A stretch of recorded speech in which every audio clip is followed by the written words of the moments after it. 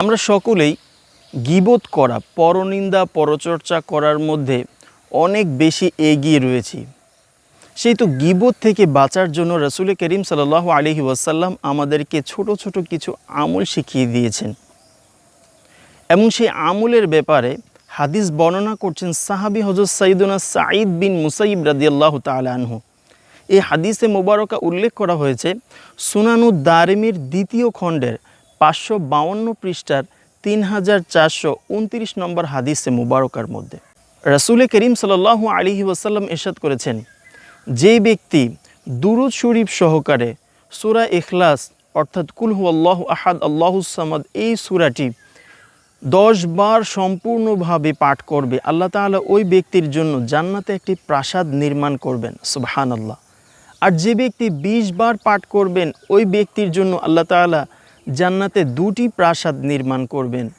আর যে ব্যক্তি সূরা ইখলাস ৩০ বার পাঠ করবেন ওই ব্যক্তির জন্য আল্লাহ তাআলা জান্নাতে ৩টি প্রাসাদ নির্মাণ করবেন। সুবহানাল্লাহি ওয়া বিহামদিহি সুবহানাল্লাহিল আযীম। এই হাদিসে মুবারকা বলার সাথে সাথে সাহাবী হযরত সাইয়্যিদুনা ওমর বিন খাত্তাব রাদিয়াল্লাহু তাআলা আনহু আরজ করলেন, ইয়া রাসূলুল্লাহ সাল্লাল্লাহু আলাইহি ওয়াসাল্লাম, আমাদের এই আমলের কারণে আমাদের এক একজনের পক্ষে প্রাসাদ অনেকগুলো হয়ে যাবে।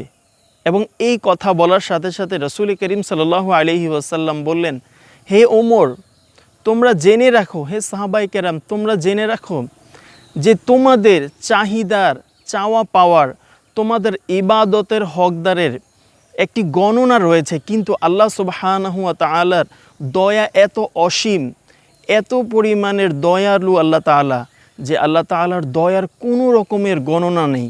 তোমরা যদি ৩টি নয় ৩০টি প্রাসাদের হকদারও হয়ে থাকো, আল্লাহ তাআলা তোমাদেরকে ৩০০টি প্রাসাদ দেওয়ার জন্য অপেক্ষমান হয়ে আছেন।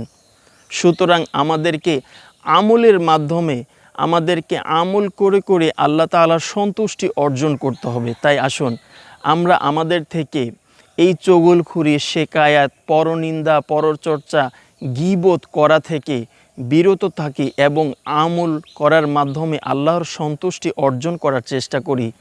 প্রিয় ভাইয়েরা, আসুন আমরা আমল করার মাধ্যমে আমরা আল্লাহ তাআলার রেজামন্দি হাসিল করে আমলি জিন্দেগি গঠন করার চেষ্টা করি। আল্লাহ তাআলা আমাদের প্রত্যেককে আমলি জিন্দেগি গঠন করার তৌফিক দান করুন। আমিন। ওয়া মা তৌফিক ইল্লা বিল্লাহ। আসসালামু আলাইকুম ওয়া রাহমাতুল্লাহি ওয়া বারাকাতুহু।